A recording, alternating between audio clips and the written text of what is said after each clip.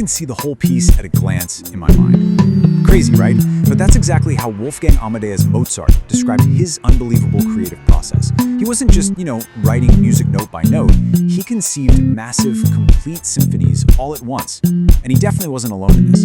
Modern masters like Michael Jackson were known to fully hear every single instrumental part of a song in their heads before they ever stepped foot in a studio.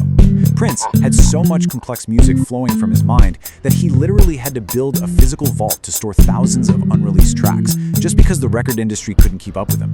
But honestly, how is that humanly possible? How do the minds of musical masters manage such an overwhelming, rapid flow of complex ideas entirely in their heads, without just buckling under the mental fatigue? Welcome to The Explainer. Today, we're diving into exactly that, how musical expertise physically changes the way our brains encode complex songs. We're going to look at the fascinating intersection of psychology and cutting-edge computational neuroscience to figure out what's actually happening inside the head of a maestro. Okay, let's map out our journey for today. We'll start with the beginner versus the expert, dive into cognitive load and chunking, see what happens when AI meets the musical brain, explore deeper layers of encoding, and finally, look at the left hemisphere advantage. All right, part one, the beginner versus the expert. Let's start at the macro level by observing something a lot of us can relate to, the very real struggle of learning a complex piece of music. If you've ever tried picking up an instrument, you completely get this. Picture a beginner just staring at sheet music. They are totally overwhelmed. They're fighting just to keep the rhythm, trying to remember if they're supposed to play an E flat or an E natural, and just the sheer coordination of doing two things at once takes absolutely every ounce of their focus. There is zero mental bandwidth left to even think about emotion or phrasing. Now contrast that with an expert. Think of the famous pianist Glenn Gould. There are literally videos of him effortlessly sight-reading incredibly complex Bach pieces while casually having a fully engaged conversation with an interviewer. He's nailing every note, the rhythm is flawless, the phrasing is beautiful, and mentally, he's not even breaking a sweat. Part 2. Cognitive load and chunking. Because here's the thing, the difference between those two musicians isn't just they practiced more. It's actually a fundamental psychological shift in how their brains handle information. And that brings us to cognitive load theory. This is a psychological framework showing us that learning is completely bottlenecked by the strict capacity limits of our short-term or working memory. For our beginner, every single note, every rhythm, every key signature has to be consciously loaded into their working memory. And as you can guess, that memory gets overloaded incredibly fast. And the magic number here? It's 4. Research shows that our working memory can only juggle about 4 isolated pieces of information at any given time. If you drop your focus for even a second, those pieces just dissolve. But our long-term memory, that is functionally limitless. So the expert musician isn't relying on their working memory to play the piano anymore. Experts completely bypass this biological bottleneck through a process called chunking. Through repeated exposure and laser-focused practice, they take small pieces of info, like 5 notes of a scale, and group them into a single familiar pattern, a chunk.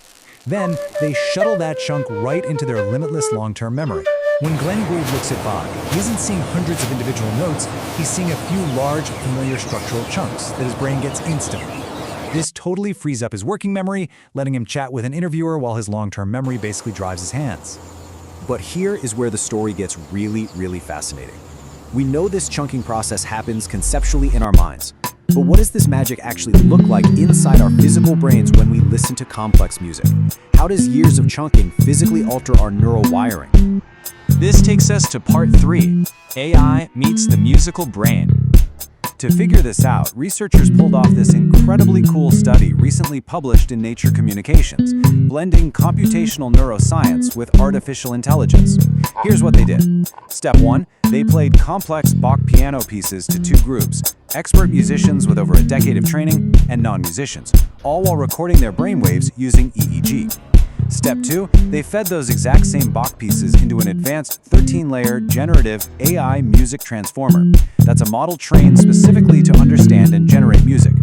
Step 3, they mathematically compared the internal processing layers of the AI directly to the physical brainwaves of the human subjects. To really grasp the results, we have to think about how this AI processes music. Much like our brains, it's hierarchical. The early layers, like layer 1, just handle the basic, simple acoustics, the raw sound. But as data moves deeper into the network, features get highly disentangled. By layer 7, the AI is grouping notes by duration, And by the deepest layer, layer 13, the AI has chunked the data so effectively that it fully understands the overarching structure, the deep context, and the identity of the entire piece. Part 4. Deeper layers of encoding. This is the climax of the explainer right here. What happened when researchers mapped the human brains against these AI layers based on their musical expertise? The results were absolutely striking. For the non-musicians, their brain encoding tracked really well with the AI's early and middle layers, but then it just plateaued. It stopped improving. The expert musicians, though, totally different story. Their brainwaves continued to strongly match the AI all the way down into its deepest, most complex, and highly contextual 13th layer. The experts' brains were physically extracting way deeper structural features from the music than the non-musicians. You can see it clearly in the data here. When they tested how much past context the brain was actively juggling while hearing a new note, non-musicians hit a wall at around 50 to 100 notes of context. At that point, they basically lose the thread of the larger musical structure. But the experts, their brains were effortlessly integrating massive contextual windows of up to 300 notes. Because they've spent years chunking patterns, they can zoom out and perceive vast architectures of sound all at once, just like Mozart described. Which leads us to part 5, the left hemisphere advantage. So, does all this expertise actually change where we listen to music? The data says absolutely yes. When measuring these differences in encoding, expert musicians heavily recruited the left hemisphere of their brains to manage these massive 300-note structures. And on top of that, the processing expanded significantly into frontal cortical areas. It wasn't just happening in the primary auditory cortex, the brain's basic hearing center. This deep contextual chunking required vast, complex neural networks. In fact, using intracranial EEG recordings, where sensors are placed literally right on the surface of patients' brains, researchers found an anatomical gradient. The neural sites responsible for the absolute most complex, deep layer contextual encoding happened furthest away from the primary auditory cortex, pushing out into higher order areas like the temporal pole. The more complex the music, the further out into the brain the processing gets pushed. All of this perfectly backs up a fantastic insight from a Harvard cognitive scientist who studies musicians. They pointed out that muscle memory is a misnomer. The work is done by the nervous system and the brain, not the muscles themselves. When we watch a pianist's hands flying across the keys, it's so easy to think of it as just a thoughtless physical reflex. But as we've seen, that so-called muscle memory is actually a wildly rich, complex computation driven by deep layer structural representations built up over years and years. So, what's the big takeaway from all this? Musical genius isn't just in the hands, and it definitely isn't magic. It's a massive, trainable, structural upgrade to how our brains perceive the world. By taking small pieces of information, practicing them, and shuttling them into long-term memory, we physically rewire our brains to process deeper layers of reality. We learn to integrate hundreds of pieces of context in real time, and it leaves us with a pretty provocative question to close on. If we can systematically upgrade our brains to process entire symphonies at a glance, how much of our untapped human potential across literally any discipline is just waiting to be properly chunked?